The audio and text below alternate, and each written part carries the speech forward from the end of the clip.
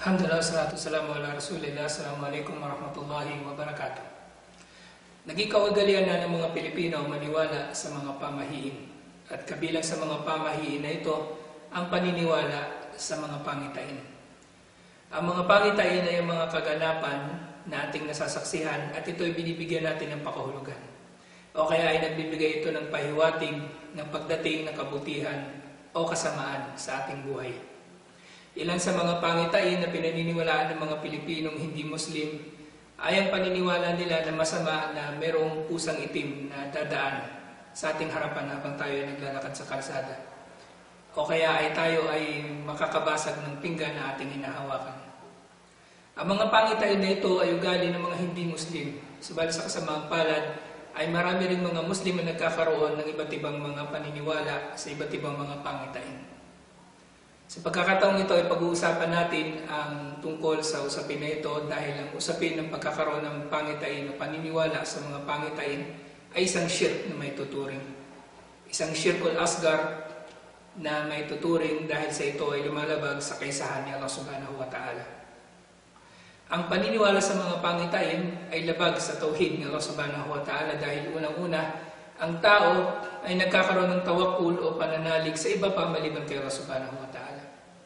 Ang tao na naniniwala sa pangitain ay nagkakaroon ng tawakkul sa mga pangitain kaysa kay Allah subhanahu wa ta'ala. Dahil kapag nakakita siya ng mabuting pangitain, itutuloy niya ang kanyang mabuting gawain o ang iniisip niya na gawin. Samantala kung makakita siya ng masamang pangitain, ay hindi na niya itutuloy ang kanyang gawain. At dahil dito ay nagkakaroon siya ng pananalig sa iba pa maliban kay Allah. Ikalawang kadahilanan kung bakit nagiging shirk ang paniniwala sa mga pangitain ay dahil sa ang taong gumagawa nito ay hindi nagkakaroon ng kumpletong paniniwala sa qadar ni Allah subhanahu wa ta'ala.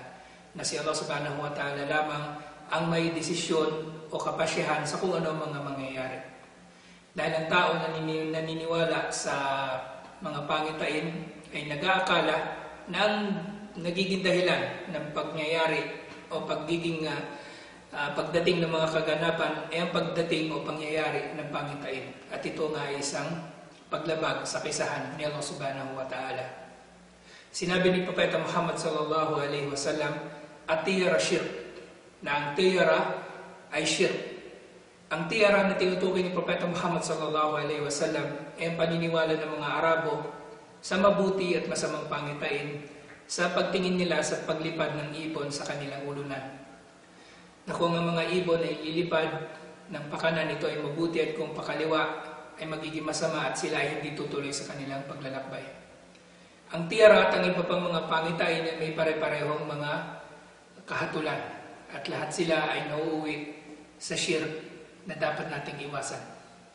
Kaya mahalagang payo para sa mga tao upang maiwasan natin ang pagkalugmok sa shirk na ito ay unang-una ay manalig tayo kay Allah subhanahu wa ta'ala na walang tawakkul o pananalig liban pa kay Allah subhanahu wa ta'ala.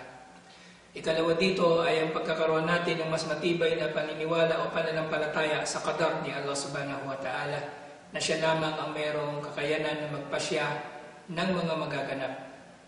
Ikatlo ay ang paniniwala natin na si Allah subhanahu wa ta'ala ay naggagabay sa atin sa mga pagkakataon na kailangan natin ng gabay at ito ay sa pamagitan lamang ng paghingi sa Kanya ng gabay sa pamagitan ng istikhara.